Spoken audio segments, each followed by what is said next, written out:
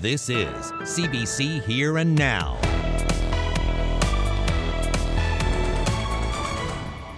It'll be great for our community here, right?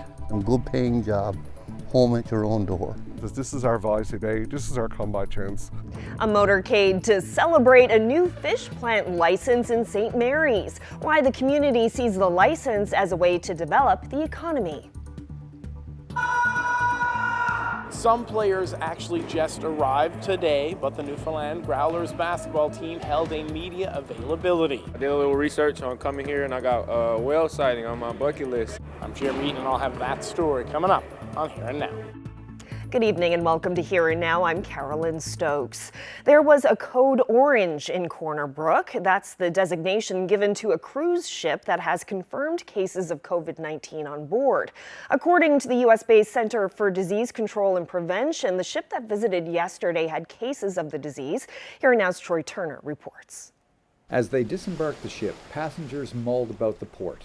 Some walked through the city, while many others boarded buses. Even though it was the first cruise ship in 2 years, things seemed back to normal. Aboard the ship, however, crew were dealing with a case or cases of COVID-19. While the ship was sailing in American waters, it was given a code orange status. This means that less than 0.3% or less than 3 in 1,000 people tested positive for the virus. When the ship sailed into Canada, it fell under public health guidelines.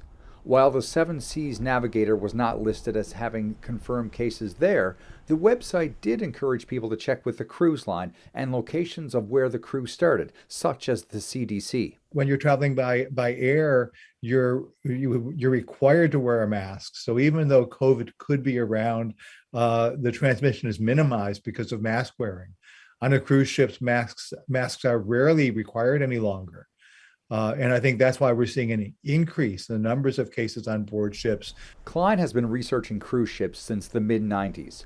He says the pandemic caught the industry by surprise, but things are getting back to normal. I think cruises will come back to normal as a common choice for vacations and will be a relatively safe as they were before.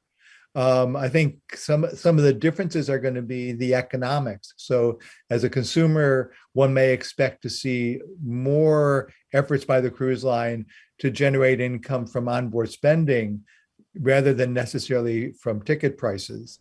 In a statement, the Corner Brook Port Corporation said since passengers testing positive remain quarantined on the ship, there is no interaction with them once ashore. As a precaution, however, the port has COVID procedures in place to increase safety, and passenger and crew contact is always outside, which minimizes risk or infection. Troy Turner, CBC News, Corner Brook. And Western Health provided a statement in response to the COVID-19 cases on board the ship. The health authority says it would provide medical services if required. It says, quote, if there was a request to support an individual who is severely ill on board, the Public Health Agency of Canada would make connection with Western Health. Well, still with COVID-19, the province released its weekly update today. 5 people in Newfoundland and Labrador have died due to COVID-19 over the last week. That raises the provincial total to 182 since the beginning of the pandemic. 2 of the deaths this week were in Eastern Health, 1 was in Central Health, and 2 were in Western Health. 13 people are currently in hospital due to the virus. 2 are in critical care.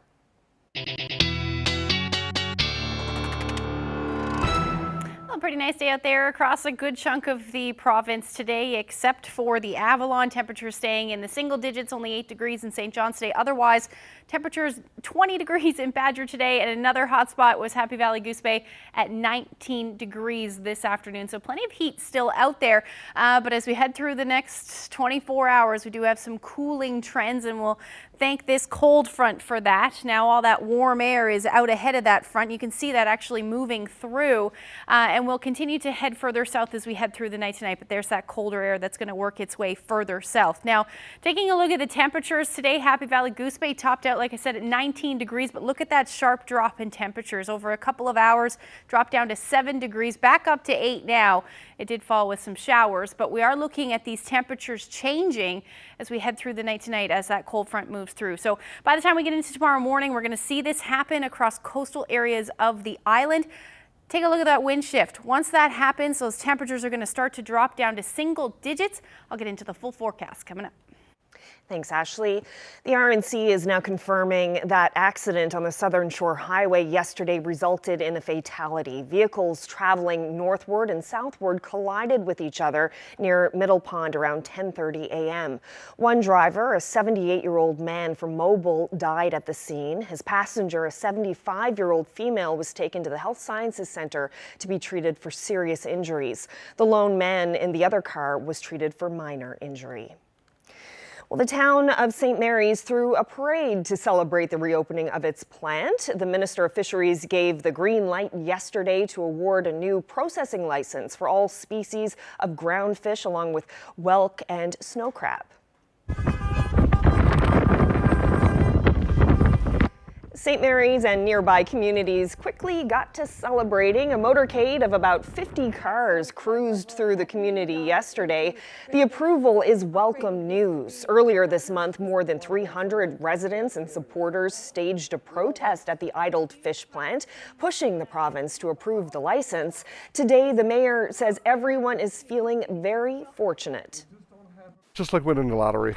I guess we're the envy of a lot of towns down in Newfoundland.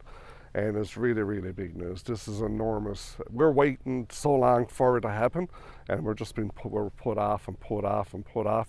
And we finally got the word yesterday morning at 11 o'clock. It was just so much excitement. It's the beginning of a new era. It's the beginning of something maybe greater. You can't be any happier, to pass on a business to a young man like him that has the resource and has the skills. Couldn't be better. Well, I was delighted because we've been working on that now, myself and Steve and the other councillors, this last 2 or 3 years. It's better for the fishermen because the more competition you have, it's better. And like I was saying, you won't be tied on waiting to go, right? That's the part that I like about it, right? And I'm sure a lot of the other fishermen do too, right? Any extra work or anything at all in the community makes a big difference to a small community. Like I used the comparison, I says, this is our Voisey Bay, this is our come-by chance. We're only an hour from town. We have some young families here, and this is a chance for some young families to move back in with some work, and we have school, we have a lot of facilities here, and we're still only an hour from town. Well, the Fish Processing Licensing Board is tasked with giving its recommendations. It wanted St. Mary's to receive unrestricted licenses, not the 2.5 million pound limit it got. The board recommended new licenses for Bay Roberts and O'Donnell's as well. Those were rejected by Minister Derek Bragg. The head of the board says they took their time, weighed the science, considered the impact on local jobs, but ultimately the minister has the final say. Because we lost a lot of our medium and small-sized plants since the moratorium. A lot of them couldn't survive. They never had the wherewithal. The board has right in there that new licenses would go to new players. This was a move in the other direction. That's why we're a little disappointed that it didn't quite go off as we had hoped. Well, Here and Now visited St. Mary's today to get more reaction to yesterday's announcement. The conversation continues in about 25 minutes.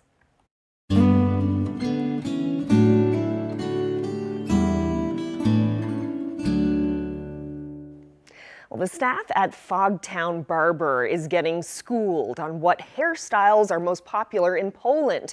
That's where Sergei Ferzikov was living when the war broke out in Ukraine. The barber recently made his way to St. John's, where he quickly found a spot to hang his scissors, as well as some eager new clients on Water Street. Yes, my name is Sergei Ferzikov, second name, and I'm a barber. 2 days ago we decided, okay, let's go to downtown and we'll see. And we only go in for a walk here, And I seen the barbershop, came here, said, hello, I'm Barber from Ukraine, and this all started. He just introduced himself as a Ukrainian barber who is new in Newfoundland and he's looking for work. So right away, I'm not totally ignorant. I knew what his situation was. And I said, yeah, let's figure something out. Super eager to work, and whatever we can do for him here in terms of putting him to work, we're doing. He's crushing it. Like, it's definitely overwhelming for him because we made a social media post requesting people support him and make bookings with him today. And of course, there's a flood. There's like an avalanche of people who want to support him. He can only do so many haircuts a day, but people find other ways to support him. They're tipping him. They're paying for haircuts they're not getting. It's a nice place, very nice place. It's beautiful. I like it. It's kind of, I don't know in Canada say something like this, but in Ukraine or in Poland, there's like an underground vibe. I like when everybody has a lot of tattoo. I like such atmosphere, like because I don't want to work in a luxury place where everybody has a dressing like a businessman. No, I like when everything have a chill. Work with chill. Yeah, I kind of asked him. I wanted to give him a haircut and sort of ask what he liked. And it was the fox hog is really big over there. We fleshed it out. It's the faux hawk. Essentially, it's the faux hawk. But fox hog, you know, come down and get a fox hog from Sierra. The fox hog. Just learned something new. Well, a piece of the old Memorial Stadium will soon be on display at the Rooms. As you may recall, Denise Koster picked up the old analog clock when the rink closed 20 years ago. She wanted to find it a new home where others could love it like she did.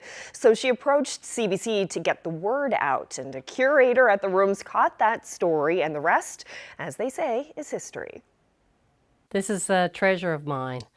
This is the old analog clock from the Memorial Stadium. I bought it at the auction when they were selling things when the stadium closed in 2001, and I was lucky enough to get it. In 2020, I retired, and just looking around and thinking about the next chapter in my life, I always thought about that clock. What's going to happen to that clock? And so I started my outreach.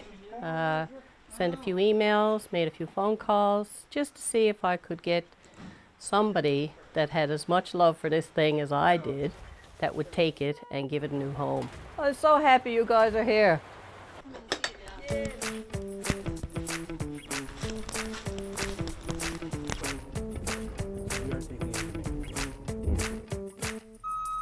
We saw it on the CBC article, and then when I got into the office, I said, well, I'm going to try to find her, because she was more than happy to donate it here to the Rooms.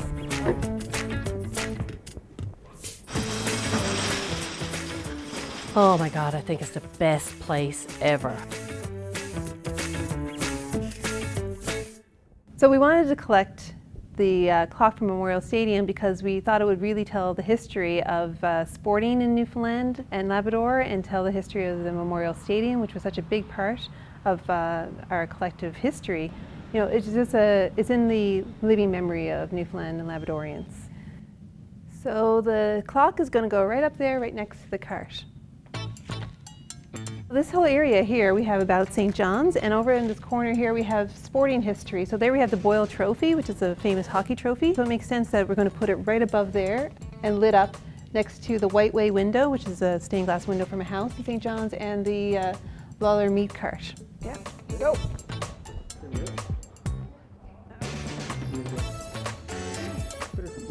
Really happy that the Rooms is going to be its new home. Can't wait.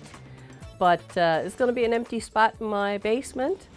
I just can't believe that the Rooms has agreed to take it. I'm so excited for it. And I get to go and visit it whenever I want to. So if you ever want to donate anything to the Rooms in the history collection, you would contact myself, Maureen Peters, and my email is mpeters@therooms.ca. That's mpeters@therooms.ca. Nice. Well, from sports past to sports present, a man from Labrador City is bringing home a bronze medal from the World Junior Curling Championships in Sweden. Joel Kratz throws third stones for Canada's team. Owen Purcell from Halifax, the Halifax Curling Club. After back-to-back losses against the United States and Germany in the playoffs, Canada rebounded with a 13-4 win against Norway on Sunday, securing their spot on the podium. Kratz was supposed to compete in last year's World Junior Curling Championships, but it was canceled because of the pandemic. Well, the Newfoundland Growlers are about a week away from their first ever game in the Canadian Elite Basketball League, but there's a lot of work to do before the first tip-off, and as Here Now's Jeremy Eaton reports, the team is still getting to know each other. This is the original, right? Yeah, this is the original. That's my theme song. 100%. Listen. With the Islander playing from his phone, Growlers head coach Patrick Ewing Jr. gets a music lesson from former St. John's Edge player Shaquille Keith. For many here, this is a new league, a new city, and a lot of new names. Everything's going well so far. I got in a couple days ago, and I'm enjoying my time here so far, getting to know the guys, getting to know the coaches, the rest of the coaching staff, finally being able to see them in person and not over Zoom. So I'm really enjoying myself. Some players, like Brandon Sampson, landed early this morning. He doesn't know much about St. John's, but there is one thing he needs to do. Did a little research on coming here, and I got whale sighting on my bucket list. The 6'5" guard from Baton Rouge, Louisiana, played in the NBA's G League last season. Sampson goes wherever the game takes him. Basketball brings me everywhere. Never would have thought I could say I could be in Newfoundland, but I'm definitely excited for the opportunity to be here. And definitely the new team, new guys. I haven't played with any of these guys I've competed with, so everything's new, and I'm really excited for it. For one player, none of this is strange. Former Memorial University standout Cole Long knows this gym better than anyone. In just over a week, his dream of playing pro basketball becomes a reality. There's just been a lot of really good energy here. I think everyone's really excited, and it seems like everyone just wants to win and really produce for this organization and kind of bring something special here in Newfoundland. While today was fun and loose and all about posing for promotional pictures, now the real work begins. We're starting day one tomorrow, so we're going to put in everything over the course of the next week. And even though we're starting late, everyone still has the same amount of time to get ready for that first game. So it's either going to be a blessing or a curse that we have to wait for everyone else to go first. But we're looking forward to the challenges that come with the season. Everyone has their own challenges, some way, shape, or form, and you just got to make the most of it. With the jerseys revealed and the promotion photos taken, the next step for the Newfoundland Growlers basketball team is the actual basketball part. There's a lot of work left to do between now and Friday, June the 3rd for the team's first ever game against Edmonton. Jeremy Eaton, CBC News, St. John's.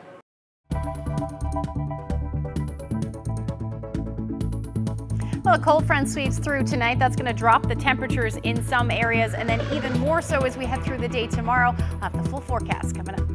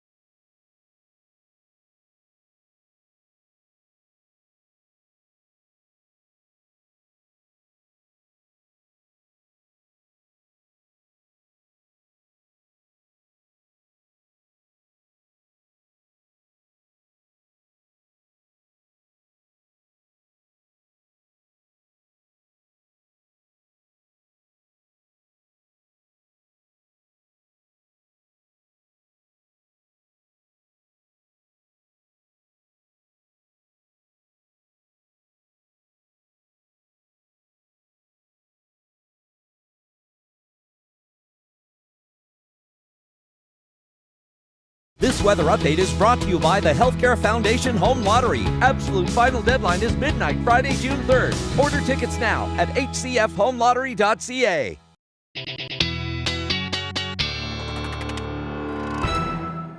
Well, it was certainly a chilly start to the day, but it turned out to be quite a lovely day. When the sun came out, it felt a bit warmer, I think. It definitely than it was. did. And again, the lack of wind, which was really nice. But some areas, started very chilly this morning and then saw a big jump in temperatures. Let's take a look at where we sat today as you walked out the door. About 1 degree in St. John's. When I took the dogs for a walk, it was about 4 degrees and definitely needed some gloves this morning. Those temperatures as you head towards Central were much cooler, especially in those low-lying areas. -5 in Badger, and then temperatures up across the Big Land hovering somewhere between 0 and about 5 degrees. Now take a look at Happy Valley Goose Bay. 3 degrees today.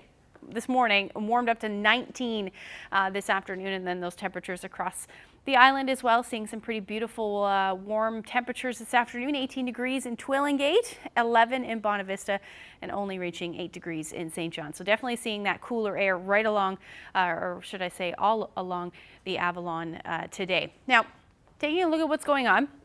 We've got an area of low pressure to the north with a couple of fronts associated with it, all that warm air out ahead of that cold front. And then we've got a ridge of high pressure, which is keeping the weather fairly nice today under relatively light winds as well. But this cold front will move through, and we're already seeing that drop in temperatures. And as it continues to head further east, we'll see that cold temperatures in behind that as well. So we're looking at already down to about 8 degrees in St. John. So take a look at these temperatures. Your 12, 14 degrees for southeastern areas. They're going to drop like a rock tonight down to about -2. That'll be your overnight low. And right now still looking at a beautiful evening. 16 degrees in Corner Brook. Same thing for Lassie, and still 18 beautiful degrees in Twillingate this evening. But again, like I said, we are going to see that drop in temperatures. Also going to come with some showers as well, particularly for the southeast. Those showers will end. We've been seeing a few around Happy Valley Goose Bay, but that should end in the next few hours. Head towards the northern peninsula, all along the west coast as well. They won't amount to much, but you may see a little bit of heavy showers at times, but overall to move through fairly quickly. By midnight, most of the west coast will be seeing those showers, and then they'll move towards Central. They'll start to peter out, though, by the time we get into 4 or 5 o'clock in the morning, and likely won't even reach the eastern areas of the island, maybe just the Burin Peninsula as we get into the early morning hours. So as far as temperatures go tonight, like I said, dropping fairly dramatically. Cartwright going down to -2. Same thing along the Strait. Lab City, you're looking at your temperature around -6 overnight tonight, with your winds eventually easing. So a calm, cold, clear night tonight. To the northern portions of Labrador, you're still going to see winds out of the west around 20 to 40 kilometers per hour. But as that cold front sweeps through, the winds will shift to northwesterlies, and you're looking at 20 to 40 kilometers per hour along the coast. Now, most of the island should sit above 0 tonight, anywhere from 2 to 6 degrees with those winds easing. So a fairly nice night. Just again, that chance of a few showers in the mix as well. Now, as we head through tomorrow, there's really not a whole lot going on once that front moves through. However, we are going to see that shift to onshore flow. So we'll probably see some cloud cover develop, along with the potential for some showers as well, particularly from Bonavista North through to the Avalon. As we get into the lunch hour, maybe a few hours afterwards, we may see a few spotty showers, but overall we should actually see lots of sunshine. That'll be the story across the board, really. Up across Labrador towards the coast, you're looking at the chance of showers or flurries through the day. And again, that's because your temperatures are going to be significantly cooler. And then as we head into Friday night, Thursday night into Friday morning, we'll see our next weather maker move in, and it's going to bring some showers with it. Temperatures tomorrow should sit somewhere between 11 to 15 degrees. Again, those winds a bit breezy out of the north, 20 to 40 kilometers per hour. Have sunshine in there, but we may see a few showers in the mix. 13 degrees for Bonavista, but again, as those winds shift, those temperatures should drop down to the single digits, and eventually later in the afternoon, we'll see that for the metro area as well. Same thing for Twillingate. 11 degrees in Gander tomorrow, 12 in Grand Falls, Windsor. Harbor Breton, you should hover around 13 degrees. Now, as we head towards the west coast, winds again out of the northwest. Not a whole lot happening for you, plenty of sunshine, so it'll be a fairly nice day. 13 degrees in Corner Brook. Single-digit highs expected for northern peninsula as well as southeastern Labrador. Your winds will ease as the day goes on. And then as far as the rest of Labrador goes, see how your temperatures are only hovering between 2 to 3 degrees along the coast.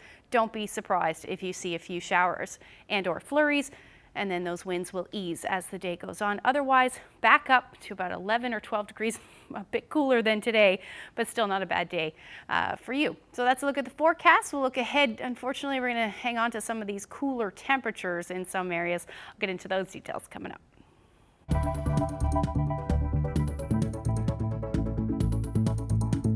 Celebration in St. Mary's. Just like winning the lottery. I guess we're the envy of a lot of towns down in Newfoundland. This fish plant has been given the green light to reopen, and that means jobs, jobs, jobs. It's the beginning of a new era.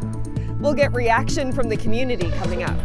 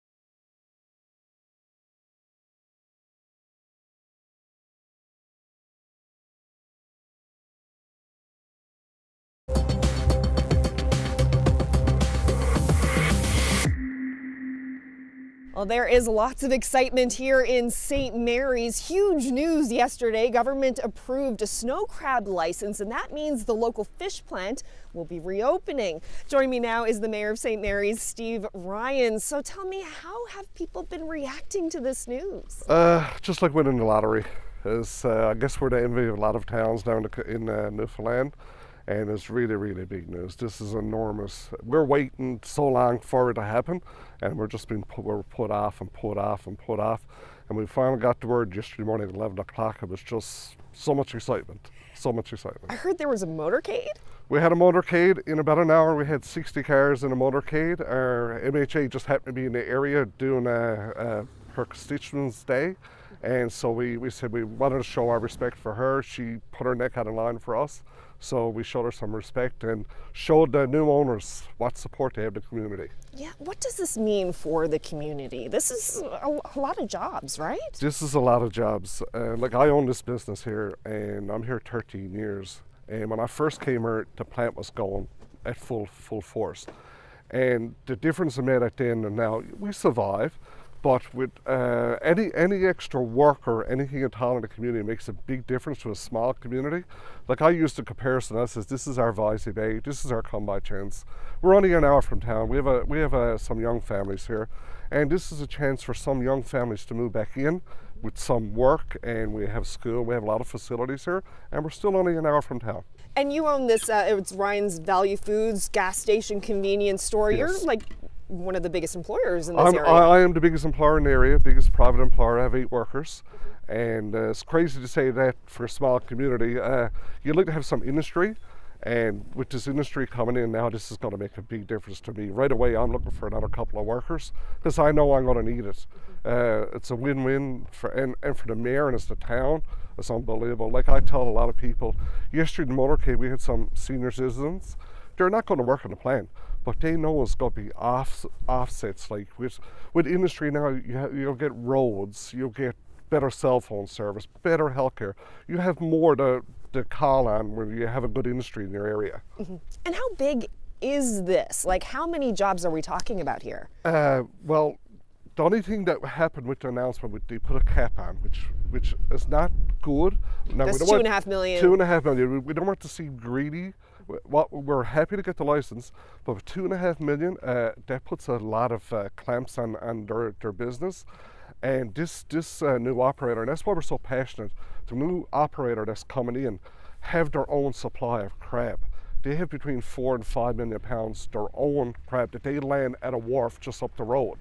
And it's just going to be within 30 minutes on the doorstep of the plant. That's why we're so excited, where other times a lot of owners have to go out every year and find crab. We have that crab. And I think that's where this time is more passion here. And they're local. Just from St. Joseph's, Mr. Matt Daly, the new owner, St. Mary's Bay Fisheries, is from the neighbour community, and their family is a big fishing family. Do you have a sense though of like the numbers? Like are we talking like a couple of dozen people, more than that? Like what are the numbers? The numbers what we're throwing around is about 150 to 180 workers. Wow. With £2.5 million, I might cut back a little bit, but it's still definitely going to be 100, 120 workers there for sure to do that amount of crab. And hopefully, well, we're not going to give up. Just for now, we're happy with what we got. We have to celebrate. But we will be going back looking for more crab to make this industry very viable on the whole Route 90. Not just St. Mary's, we have St. Vincent's, Riverhead. Those mayors came on board with me and gave me a lot of help. We have neighbouring Chapassi, a fishing community. I had a lady message me, she said, don't let happen what happened to our community. Don't let your fishery go. And we're at this now almost a whole year fighting for this, and we're glad we got the reward. Well, Mayor Ryan, congratulations, and thank you so much for speaking with me. Thank you very much for taking your time to come up and share our story. As the mayor said, lots of excitement in the community. I spoke with some other folks about what this news means. Well, I was delighted because we'd been working on that now, myself and Steve and the other councillors, this last 2 or 3 years. And it's great that, that it did come about, eh? And, it'll be great for our community here, right? And for other fishermen who decide if they want to sell their product or two as well, right? How does it feel for you, having owned this building, having owned this plant, knowing that it's going to be brought back to life? Well, that's the best thing about it. That it's carried on. It's not stopped. Great people there, great workers, and that is life. And for them to carry on and that I can go home. You can go home. I can go home and know that the people, everybody, is carried on. It's a great thing to happen. You're passing something along. Yes, and that, fishing out here is the life of the community. And, people have stayed around it and that they can earn a good living. So you can't be any happier, to pass on a business to a young man like him that has the resource and has the skills. Couldn't be better. What do you see happening now? What do you foresee for this area now that this is Well, happening? I think it's the beginning of a new era. It's the beginning of something maybe greater. And it's life, and that, it's a great place to live. People are really great. So, hopefully in a very short time you'll see people move here and start a new life.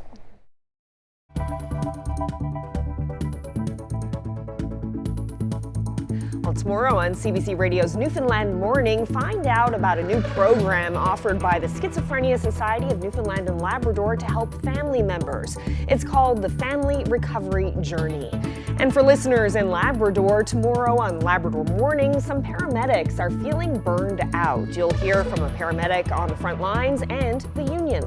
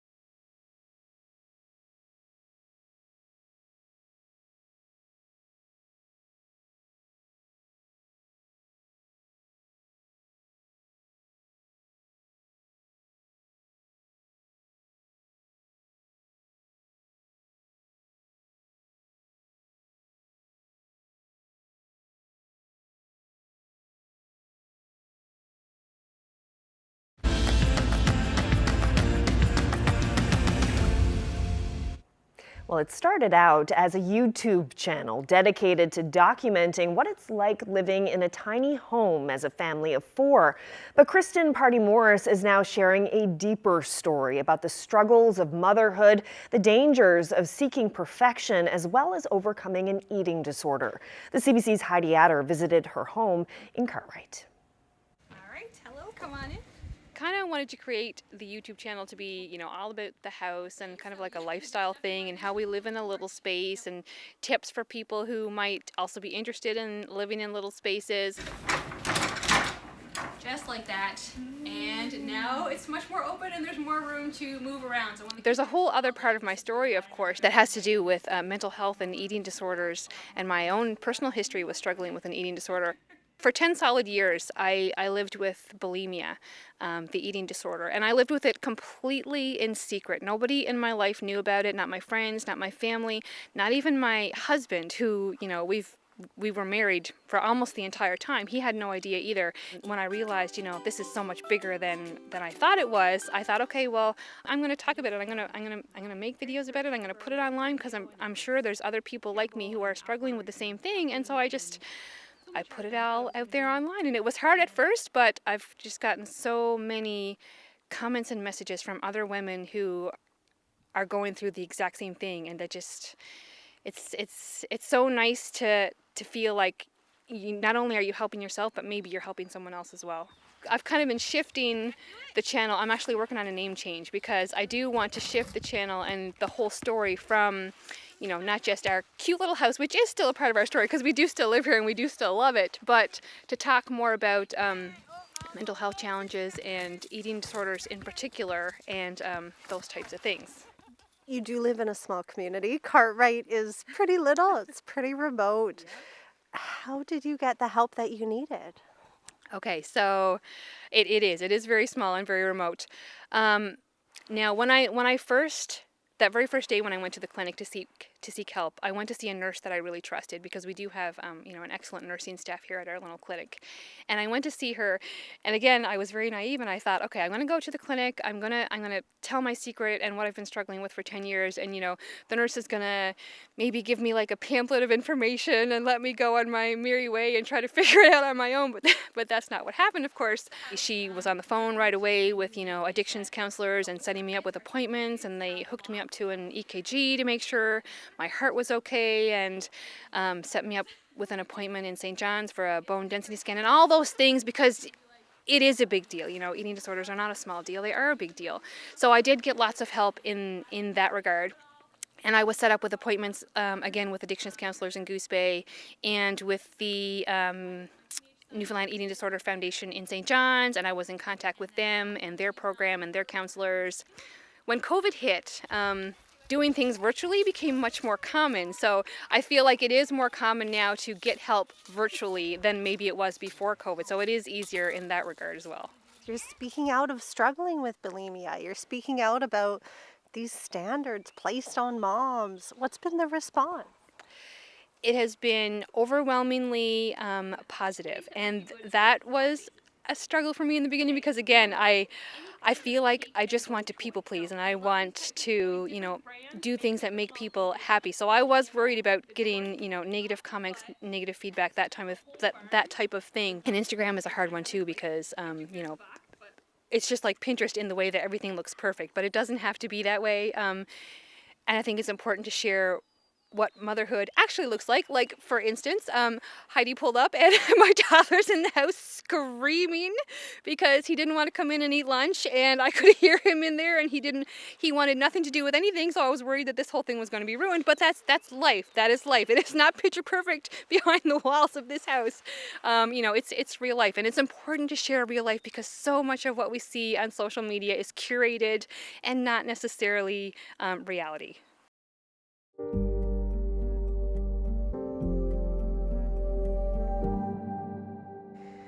Well, the commission in Nova Scotia that's investigating the murders of 22 people 2 years ago has hit a major snag. Lawyers representing the families of most of those victims are boycotting the public hearings this week and next. They're protesting against a decision by the commission to limit how and when some senior RCMP officers will be questioned about their roles in the hunt for the mass killer. Blair Rhodes reports, and a warning: the story includes profanity. For the next 2 weeks, the hearings are in Truro, the largest centre close to where the murderous rampage began. With the boycott in place, the room is a lot less crowded. The chair of the commission addressed the controversy. We note that some participants' counsel chose not to participate today, and that's unfortunate, because we would have valued their input as we have on every other day of proceedings. The families are upset by the special accommodations granted to Sergeant Andy O'Brien and Staff Sergeant Brian Rahill. Lawyers for the commission will be the only ones to question them. The sessions will be recorded early next week and released later. We're getting treated the same from the Mass Casualty Commission as we have from the RCMP, from the government. It's all one. It's one great big love triangle, and I'm sick and tired of sitting on my hands, and that's exactly what they're doing to us. But now they're showing. They're sitting us in the corner, we're sitting on our hands, and we're on mute. Our clients don't want to be used as pawns. That is, sitting there, their counsel sitting there, and lending legitimacy to the process as if we're in agreement with how this commission is being run in that regard. And our clients aren't in agreement with that, and neither are we. Senior RCMP officers have faced a lot of criticism from the families and others since the events of April 2020, largely over what information they shared with the public and when they shared it, particularly the fact the gunman was driving a replica police car. For the families, this is just the latest misstep in the inquiry process. It's a waste of time, and it's a waste of money, and it's total bullshit. I'll call it what it is. At the end of the day, McDonald defended the commission's decision. We are committed to our work and getting all the information. We are here to make recommendations to help prevent future mass casualties, and we must continue that very important work. Blair Rhodes, CBC News, Halifax.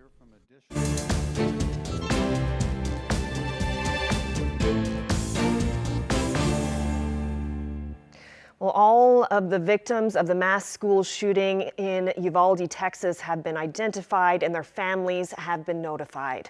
Along with the 19 children and 2 adults who were killed, 17 people were hurt, including 3 law enforcement officers.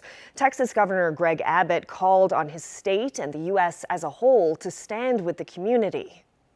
Texans must come together and support the families who have been affected by this horrific tragedy.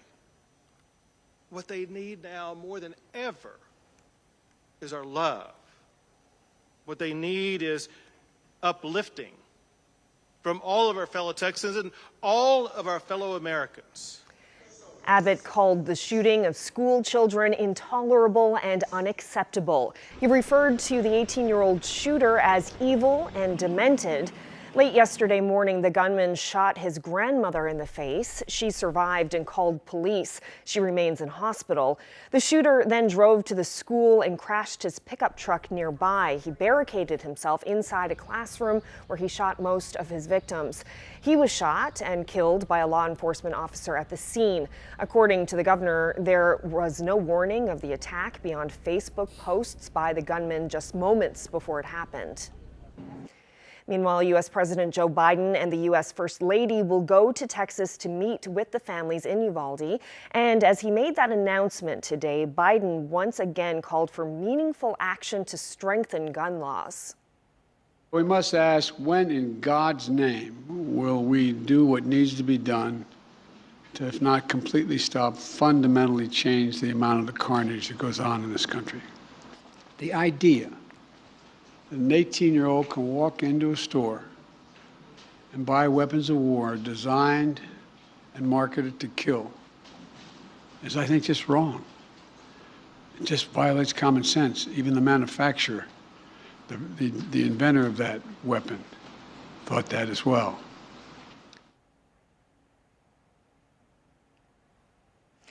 Well, in other news, there are fresh calls today for British Prime Minister Boris Johnson to step down after the release of a damning report into staff parties held at the Prime Minister's official residence during COVID-19 lockdowns. Johnson said he takes full responsibility but would not resign. I am confident with the changes and new structures that are now in place, that we are humbled by the experience, and we have learned our lesson. Now, the investigation covered 16 gatherings attended by Johnson and his staff while UK residents were banned from socializing. It revealed one party included excessive alcohol consumption and a minor altercation between two people. The report says that senior leadership in Johnson's government must bear responsibility for the culture that allowed these events to take place, while the rest of the country was under stringent pandemic restrictions.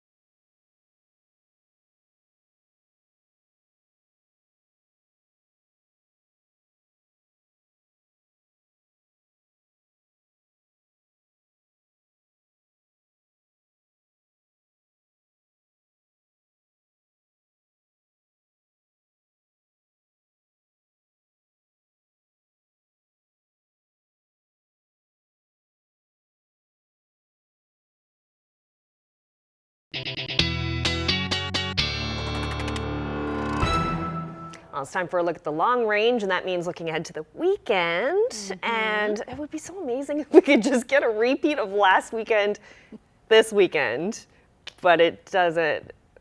it doesn't look like that's going to happen, Not to start, no. It does look like things will eventually improve through the weekend, but if you're looking like for temperature-wise, or is it going to rain too? But if you're looking for those 20-degree temperatures like we saw last weekend, those are a thing of the past, at least for this weekend. Right. Let's take a look at what's going to happen as we head into Thursday evening and Friday morning. So a quiet Thursday, but the next system will move in, and this is going to bring some showers with it for most of the province, in fact, on Friday. Eventually, you'll see these showers move in late day up across Lab West if they make it that far north. If not, you'll stay out of it and just stay cloudy through the day. But overall, we are looking at those showers working their way across the island as we get into the afternoon and evening hours on Friday. Now, temperatures are going to stay cool again, single digits for St. John's, about 7 degrees. But as you head towards central, even southern areas of the island, you're looking at your temperatures between 10 to 12 degrees. This is a couple degrees off of where we should be sitting this time of year. 8 degrees will be the afternoon high on Friday for Port aux Basques. The best weather will be up across the Big Land, particularly in Happy Valley Goose Bay, where you're going to see sunshine and a temperature near 14 degrees, but going to stay cool again along the coast, above 0, but cool around 6 degrees for Cartwright, and then along the Strait looking at about 10 degrees through the day. Again, those showers working their way across Lab West as we get into the afternoon. 13 degrees will be your afternoon high. Now, as we head into Friday evening through Saturday, this is when more showers will move in, and they will be heavy at times in some cases, looking at some fog along with this as well as the system continues to track a little bit further north. It's going to stay with us at least through the day on Saturday. And then temperatures for you again are going to sit, for you in the east I should say, again going to stay into the single digits. So we're looking at a high around 6 degrees for St. John's. That is well below where we should be sitting this time of year. It's about 13 degrees is where we should be sitting. 9 degrees in Gander, 12 in Corner Brook. And then as you head towards the northern peninsula, the showers will edge your way as you get into the evening hours. So you should actually see some sunshine or at least increasing cloud through the day on Saturday for you in St. Anthony. Temperatures reaching the double digits again through central areas of Labrador, even southeastern portions. 15 to 16 degrees should be the daytime high. We are looking at the potential though in the evening hours and overnight again Saturday night for Lab West, where you could see a few flurries in the mix, and that's because your temperatures are going to drop into Saturday night. Now, how much rainfall are we talking? We haven't really seen a whole lot of rain, but as we head through Saturday morning, we're looking at those rainfall amounts, or Saturday afternoon, I should say.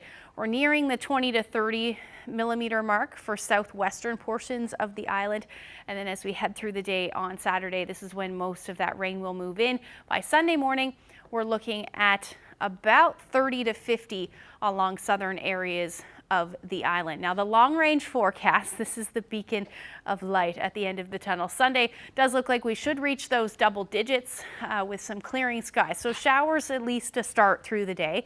And then once that sunshine comes out, the temperatures should reach about 15 degrees through the day. Now, as we head into Monday, we're looking at those temperatures around 10 degrees with some showers through the day. And then for central Newfoundland, teens for you as well. By Monday, unfortunately, some unsettled conditions will continue, hovering around 10 degrees. Then for western Newfoundland, you're looking at sunshine by the time we get into Monday. Now, for eastern Labrador, the rain will move in Saturday night, like I said, and then continue through Sunday with some pretty heavy rain at times. And then by Monday, your temperature's still sitting around 9 degrees, but some cloudy skies. And then it looks like the weather's going to improve for you in western Labrador, although wet, but temperatures will start to warm up for you as well. You're looking at those showers in the morning on Monday. Take a look at this weather photo today. This is a beaver on the trail around Ned's Pond. Frank captured this photo in Stephenville. He thought he'd like to share it with us. Oh, that is so cute. Don't often see beavers. No, you really don't. But I think they're cute. They are adorable. I think they're mostly on the west coast. Yeah, that would make sense. Yeah, as opposed to here in the east. Yeah, lovely little creatures. Thank you, Frank. It's lovely. And this isn't beavers, but it's bees. Tomorrow, I'm heading out to Balleen. The town of Balleen is putting in a bee garden, so I'm really looking forward to hearing about that, like a little garden for pollinators. Lots of dandelions? Yeah, well, dandelions are a great thing for bees. So that'll be on tomorrow night's show. Thank you so much for joining us, everyone. Have a great night. Good night.